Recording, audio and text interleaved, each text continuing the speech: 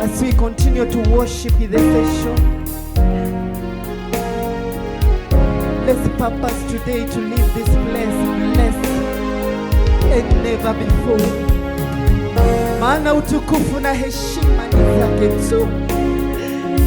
Yeye akitie kwenye kiti cha enzi, atawalaye wafalme wa wafalme, abarikiaye wasiofikiria wanaweza pokea baraka.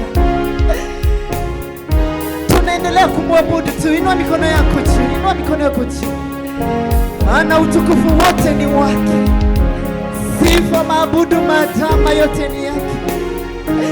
Tati, nani kama wewe? Hallelujah.